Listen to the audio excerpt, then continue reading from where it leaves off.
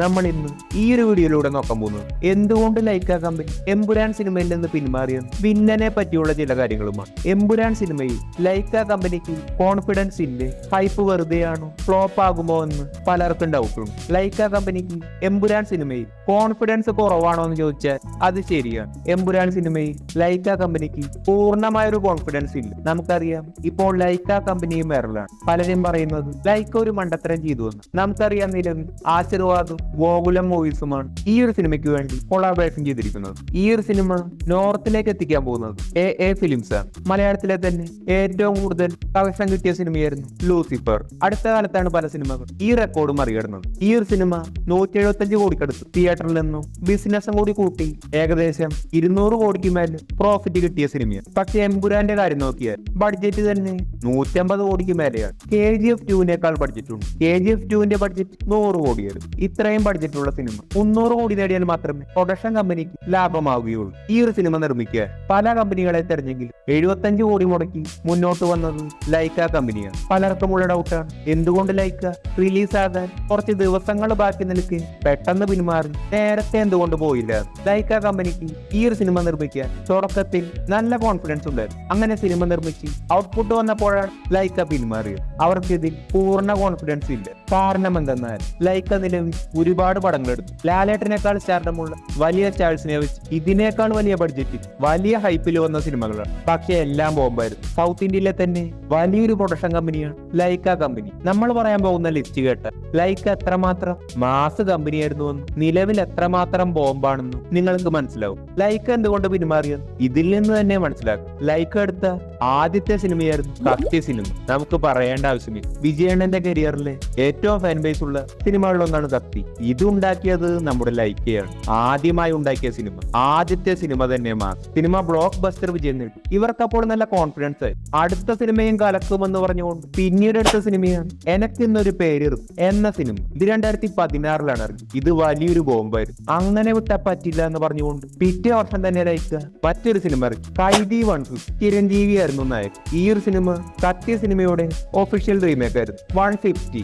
ഇങ്ങനെ എന്തുകൊണ്ട് പേരിട്ടെന്നാൽ നമ്മുടെ ചിരഞ്ജീവി ഗാരുവിന്റെ 150ാമത്തെ പടമാണ്. ഈ ഒരു സിനിമ ഒരു ആവറേജ് റെസ്പോൺസ് ആയിരുന്നു. പക്ഷേ സിനിമ കളക്ഷൻ നേടിയ സിനിമയാണ്. 50 കോടി ബഡ്ജറ്റിൽ 150 കോടി കളക്ഷൻ നേടി. അന്നൊക്കെ ചിരഞ്ജീവി ഗാരു നല്ല പേരായിരുന്നു. ഇപ്പോഴത്തെ കാര്യം നോക്കിയാൽ ഒട്ടുമിക്കത് ബോംബാണ്. ഇനി വരാൻ പോകുന്നത് വിശ്വംബര എന്ന സിനിമയാണ്. ട്രെയിലർ കണ്ട ചിരഞ്ജീവി ഗാരു ഒരു ടൈം ബോംബ് ഫിറ്റ് ചെയ്താണ് ഇരിക്കുന്നതെന്ന് പലരും പറയുന്നു. സിനിമ ഇറങ്ങിയാലേ നമുക്ക് ഹിറ്റാണോ ഫ്ലോപ്പാണോ എന്ന് പറയാൻ പറ്റും. എന്തൊക്കെയായാലും കൈദി 150 ലൈക്കയ്ക്ക് ലാഭമുണ്ടാക്കി. പിന്നീട് 2017 യമൻ എന്നൊരു സിനിമ എടുത്തു. ഇതൊരു ആവറേജ് ആയിരുന്നു. സെയിം വർഷം തന്നെ ഇപ്പടേ വെല്ലം എന്ന മറ്റൊരു സിനിമ എടുത്തു. പക്ഷെ ഇതും ഒരു ആവറേജ് ആയിരുന്നു. പിന്നീട് പിറ്റേ വർഷം ദിയ എന്നൊരു സിനിമ എടുത്തു. ഇതാണെങ്കിൽ ഫ്ലോപ്പുമായിരുന്നു. സെയിം വർഷം തന്നെ നയൻതാരയുടെ കൊലമാവ് പോകില്ല എന്ന മറ്റൊരു സിനിമ എടുത്തു. ചെറിയൊരു ബഡ്ജറ്റിൽ 25 കോടിയോളം കളക്ഷൻ നേടി. സെയിം വർഷം തന്നെ ചെക്കാച്ചി വന്താവാൻ വിജയ് സേതുപതി, അരവിന്ദ് സ്വാമിയുമായിരുന്നു മെയിൻ ക്യാരക്ടേഴ്സ്. സിനിമ 100 കോടിക്കടുത്ത് കളക്ഷൻ നേടി. പിന്നെയും സെയിം വർഷം തന്നെ മറ്റൊരു സിനിമ എടുത്തു. ആ ഒരു സിനിമയാണ് വട ചെന്നൈ എന്ന സിനിമ. സിനിമ വലിയ രീതിയിൽ നേടി. 70 കോടിക്കടുത്ത് കളക്ഷൻ നേടി. പിന്നെയും സെയിം വർഷം തന്നെ ഇവരെടുത്ത 5ാമത്തെ സിനിമയാണ് തമിഴിലെ തന്നെ ഏറ്റവും വലിയ ബഡ്ജറ്റിൽ വന്ന 2.0 സിനിമ. ഈ ഒരു സിനിമയ്ക്ക് 500 കോടിക്കടുത്ത് ബഡ്ജറ്റ് ഉണ്ടായിരുന്നു. ഈ ഒരു സിനിമ ഇവർ പ്രതീക്ഷിച്ചത്ര വിജയമായില്ല. എങ്കിലും 800 കോടിയോളം കളക്ഷൻ നേടി. നിലവിൽ തമിഴിലെ തന്നെ ഏറ്റവും കൂടുതൽ കളക്ഷൻ കിട്ടിയ സിനിമ ലൈക്ക കമ്പനി നിർമ്മിച്ച 2.0 സിനിമയാണ്. 2018 ടോട്ടൽ 5 സിനിമകൾ. ഇതിന് 4 ഹിറ്റ്. പിന്നീടാണ് കണ്ടകശനി തുടങ്ങിയത്. 2019 വന്ദരാജാവധൻ വരുവൻ എന്നൊരു സിനിമ എടുത്തു. ഇതൊരു ഡിസാസ്റ്റർ ആയിരുന്നു. 25 കോടി ബഡ്ജറ്റിൽ 21 കോടിയാണ് കളക്ഷൻ നേടിയത്. പിന്നീട് വന്ന സിനിമയാണ് കാപ്പാൻ എന്ന സിനിമ. ലൈക്ക കമ്പനിയും ലാലേട്ടനും ആദ്യമായി ഒന്നിച്ച സിനിമയാണ് കാപ്പാൻ. ഈ ഒരു സിനിമ പ്രതീക്ഷിച്ചത്ര വിജയമായില്ലെങ്കിലും ഒരു ആവറേജ് വിജയം നേടി. സെയിം വർഷം തന്നെ മറ്റൊരു സിനിമ പുറത്തിറങ്ങി, രജനീകാന്ത് നായകനായ ദർബാർ എന്ന സിനിമ. ഈ ഒരു സിനിമ 200 കോടി ബഡ്ജറ്റിലാണ് വന്നത്. ഈ ഒരു സിനിമ വലിയൊരു ഫ്ലോപ്പ് ആയിരുന്നു. 250 കോടിക്കടുത്ത് മാത്രമേ കളക്ഷൻ നേടിയുള്ളൂ. ബഡ്ജറ്റ് തിരിച്ചു കിട്ടിയത് തന്നെ രജനീകാന്ത് ഉള്ളത് കൊണ്ടായിരുന്നു. സെയിം വർഷം തന്നെ വീണ്ടും ഒരു സിനിമ ഇറങ്ങി. ആ ഒരു സിനിമയാണ് മാഫിയ ചാപ്റ്റർ 1.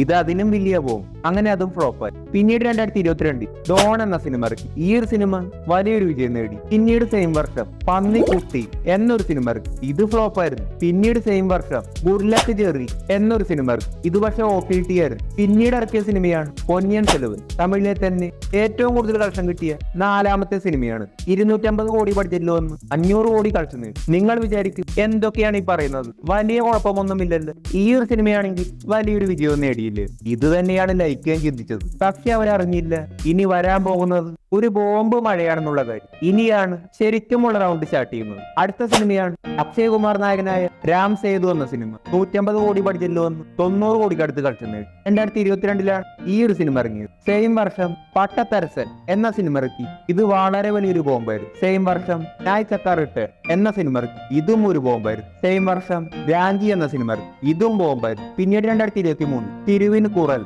എന്ന സിനിമ ഇറക്കി. ഇതൊരു ആവറേജ് ആയിരുന്നു. സെയിം വർഷം പൊന്നിയിൻ സെൽവൻ 2 ഇറക്കി. ഇതിന്റെയും ബഡ്ജറ്റ് 250 കോടിയായിരുന്നു. പക്ഷെ ആദ്യ സിനിമ പോലെ വലിയൊരു വിജയം നേടിയില്ല. എങ്കിലും വിജയം നേടി 350 കോടി നേടി. പിന്നീട് ഇറക്കിയ സിനിമയാണ് ചന്ദ്രമുഖി 2 എന്ന സിനിമ. ഇത് വലിയൊരു ബോംബായിരുന്നു. 65 കോടി ബഡ്ജറ്റിൽ വന്ന് 40 കോടിയിൽ താഴെയാണ് കളക്ഷൻ നേടിയത്. പിന്നീട് മിഷൻ ചാപ്റ്റർ 1 എന്ന സിനിമ ഇറക്കി. ഇതൊരു ആവറേജ് ആയിരുന്നു. പിന്നീട് വന്ന സിനിമയാണ് ലാൽസല. ഇത് കണക്കിനായിരുന്നു ആളുകൾ തിയേറ്ററിൽ നിന്ന് ഇറങ്ങി ഓടിയത്. ഈ ഒരു സിനിമയിൽ രജനീകാന്തിന്റെ ക്യാമിയോ ഉണ്ടായിരുന്നു. 90 കോടി ബഡ്ജറ്റിൽ വന്ന് 18 കോടിയാണ് കളക്ഷൻ നേടിയത്. പിന്നീട് എടുത്ത സിനിമയാണ് ഇന്ത്യൻ 2. നമുക്ക് പറയേണ്ട ആവശ്യമില്ല, 300 കോടി ബഡ്ജറ്റിൽ വന്ന് 150 കോടിയിൽ താഴെയാണ് തിരിച്ചു കിട്ടിയത്. ഇന്ത്യൻ 3 വരുന്നു. സെയിം ബഡ്ജറ്റാണ് ഈ ഒരു സിനിമയ്ക്കുള്ളത്. ഷൂട്ടിങ്ങും കഴിഞ്ഞു. അങ്ങനെ ശങ്കർ എക്സ്ട്രാ ഒരു ടൈം ബോംബ് ലൈക്കയിൽ ഫിറ്റ് ചെയ്തിട്ടുണ്ട്. പിന്നീട് വന്ന സിനിമയാണ് വേട്ടയാണ് സിനിമ. ഈ ഒരു സിനിമ ഒരു മികച്ച സിനിമയാണെങ്കിലും ആളുകൾ പ്രതീക്ഷിച്ച ലെവലിലെത്തി. 300 കോടി ബഡ്ജറ്റിൽ വന്ന് 150 കോടിക്കടുത്താണ് കളക്ഷൻ നേടിയത്. 10 വർഷത്തിനിടയിൽ രജനീകാന്തിന്റെ കരിയറിന്റെ ഏറ്റവും വലിയ ഫ്ലോപ്പായി നിലവിൽ വേട്ടയാണ് സിനിമ മാറി. അടുത്ത സിനിമയാണ് നിലവിൽ പുറത്തിറങ്ങിയ അജിത് നായകനായ വിടാമുയർച്ച. 200 കോടി ബഡ്ജറ്റിൽ വന്ന് 138 കോടിക്കടുത്താണ് ഈ ഒരു സിനിമ കളക്ഷൻ നേടിയത്. ഇനിയുള്ള സിനിമയായിരുന്നു നമ്മുടെ എമ്പുരാൻ സിനിമ. അവർ നോക്കിയപ്പോൾ വലിയ ഹൈപ്പിൽ വന്ന സൂപ്പർ സ്റ്റാർസിന്റെ പടങ്ങൾ എല്ലാം ഫ്ലോപ്പായി. മലയാളം ഇൻഡസ്ട്രി നോക്കിയ 300 കോടി കളക്ഷൻ നേടിയ ഒരു സിനിമയും വന്നിട്ടില്ല. 150 കോടിക്ക് മുകളിൽ എമ്പുരാന് ബഡ്ജറ്റും. പ്രോഫിറ്റ് വേണമെങ്കിൽ 300 കോടിയെങ്കിലും കളക്ഷൻ നേടും. ഇതിനു വേണ്ടിയുള്ള ആദ്യത്തെ ട്രൈ ആണ് എമ്പുരാൻ സിനിമ. മാത്രവുമല്ല ലാലേട്ടന്റെ കാര്യം നോക്കിയ ബിഗ് ബഡ്ജറ്റ് സിനിമകളെല്ലാം വലിയൊരു ഫ്ലോപ്പായിരുന്നു. ഈ 2 കാര്യങ്ങൾ കൊണ്ടാണ് ഇവർ പിന്മാറിയത്. പെട്ടെന്ന് പിന്മാറാനുള്ള കാരണം ഈ ഒരു സിനിമ ഫ്ലോപ്പ് ആകുമെന്ന് ഒട്ടും കരുതിയില്ല. മാത്രവുമല്ല എമ്പുരാന്റെ ഔട്ട്പുട്ടിൽ ഇവർക്ക് അല്പം കോൺഫിഡൻസ് കുറവാണ്. കാരണം എന്തെന്നാൽ ഇനിയും ഒരു പാൻ ഇന്ത്യ സിനിമ ഫ്ലോപ്പായ വീടിന്റെ ആധാരം വരെയും കൊടുക്കേണ്ടി വരും. ലൈക്ക കമ്പനി ചെയ്തത് ശരിയാണോ തെറ്റായിരുന്നോ എന്ന് പടം ഇറങ്ങിയാല് നമുക്ക് പറയാൻ കഴിയും. ലൈക്കയ്ക്ക് തെറ്റി പറ്റിയോ ഇല്ലയോ നിങ്ങൾ ഉറപ്പായി കമന്റ് ചെയ്യൂ. പടം ഇറങ്ങിക്കഴിഞ്ഞാൽ ആരൊക്കെ പഠിച്ച് ചെയ്തത് കറക്റ്റ് ആയി എന്ന് നമുക്ക് പിന്നീട് മനസ്സിലാവും. ഇനിയുള്ളത് വില്ലന്റെ അപ്ഡേറ്റ് ആണ്. പലരും പറയുന്നത് എറിക്ക ബോണി മെയിൻ വില്ലൻ, ക്ലൈമാക്സിൽ വരുന്ന ഒരു സസ്പെൻസ് വില്ലനായി ഈ ഒരു വില്ലൻ ക്ലൈമാക്സിൽ മാത്രം 3rd പാർട്ടിലേക്ക് ലീഡ് ചെയ്യാൻ വരുന്ന ഒരു വില്ലനാണെന്നാണ് പലരും പറയുന്നത്. റോളക്സ് പോലെ. എന്നാൽ അങ്ങനെയല്ല. എറിക്ക ബോണി കൂടാതെ ഈ ഒരു വില്ലനും ഇന്റർവെൽ മുതലേ സിനിമയിലെ ക്യാരക്ടർ ആകുമെന്നാണ് പറയുന്നത്. മാത്രവുമല്ല ട്രെയിലറിൽ തന്നെ ഈ ഒരു വില്ലനെ കാണാൻ കഴിഞ്ഞത്.